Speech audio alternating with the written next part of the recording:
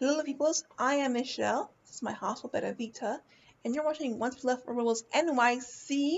I got a blanket belly. It's like having a cat minus your litter box.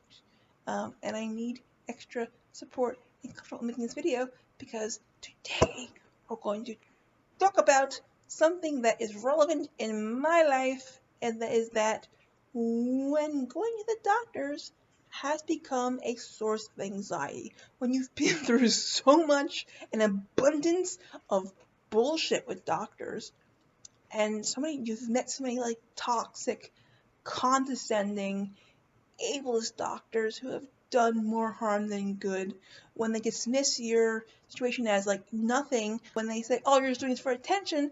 Nope, turns out we're looking brain cyst, cerebral spinal fluid looking at my eyes, so thanks. Where now the idea of having to go to doctors again and having to kind of rely on a doctor gives you that twinge of anxiety every fucking time this shit comes up. Twinge. So I thought I'd talk about this. So not this one that just passed, one before that. I had some really negative fucking experiences at the Mount Sinai West Hospital. So there was a lot of really scary things happen to my body. I was upright and lived a very, very active life, and then all of a sudden I was like mostly bedbound, and then it turns out I could scream brain cyst.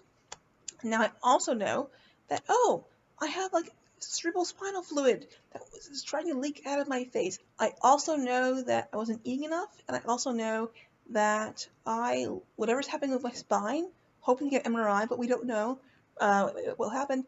But basically, I lost the ability somehow to sleep on a flat, regular mattress. I need a hospital bed where I can be up at an angle a little bit, and then I sleep just fine.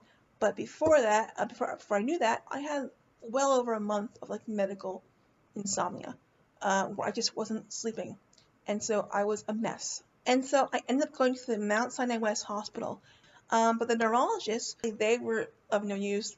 The fact that you're sick and brain cyst, oh, that's nothing, and basically treated me like I was just doing this shit for attention, which was such a shitty, horrible feeling because turns out, no, I wasn't, and it hasn't been the first time where my health has been dismissed by doctors and we're doing the wrong test and didn't know what the fuck they're talking about.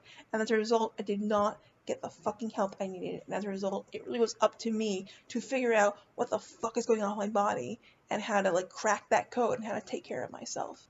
And the more it happens, especially when you're in these kind of like, I don't know, it's like some like crisis states of health where like your health is just drastically going down the toilet.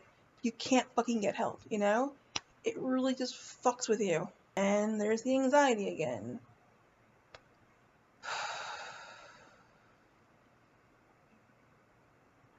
It really just fucks with you on a major level.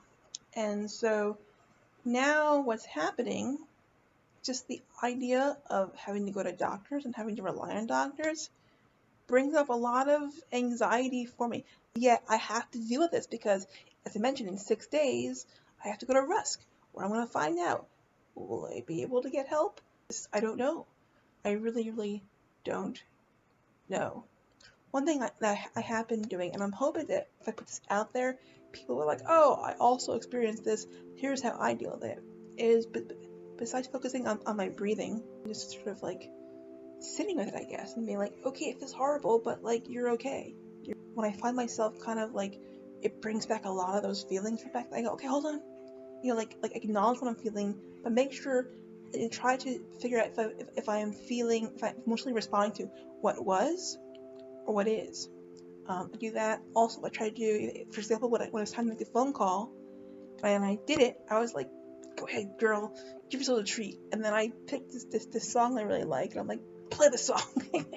So those are 3 things that I do, but it's still a struggle. And like I think in the morning, I just broke down and I started sobbing my eyes out because it can be exhausting, it's depressing, and it's just, yeah.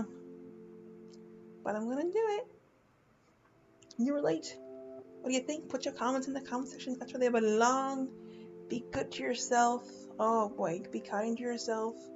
I'm saying to you and to myself because, yeah. Thanks for watching.